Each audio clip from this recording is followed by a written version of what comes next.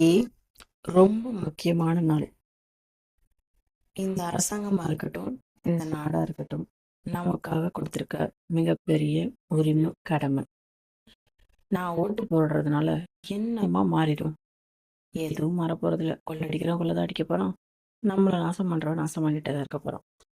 அது புதுசாக வந்தவனா இருக்கட்டும், இல்லை பழசாக இருக்கட்டும், நடக்கிறதாமோ நடக்கும் அப்படின்னு நீங்கள் சொல்லலாம்.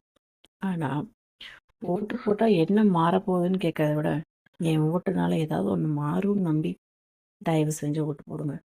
உங்களுக்குன்னு இந்த நாடு கொடுத்துருக்க இந்த ஒரு கடமையை கூட, ஏன் இந்த ஒரு உரிமையை கூட நீங்கள் பயன்படுத்திக்கலைன்னா அப்புறம் இந்த நாட்டில் வாழ்ந்து என்னதான் பிரயோஜனம்? 5 செகண்ட் ஆகுமா?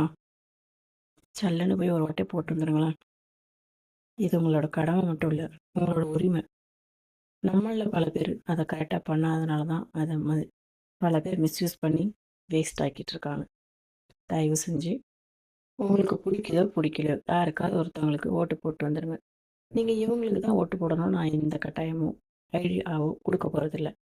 அது உங்களோட தனிப்பட்ட உரிமையும் விருப்பமும் சம்மந்தப்பட்டது. ஆனால் யோசிச்சு கரெக்டான ஆளுக்கு ஓட்டு போடுங்க அப்படின்னு சொல்கிறதுக்கு நான் கடமைப்பட்டிருக்கேன்னு நினைக்கிறேன். ஸோ சிந்திச்சு வாக்களிங்க.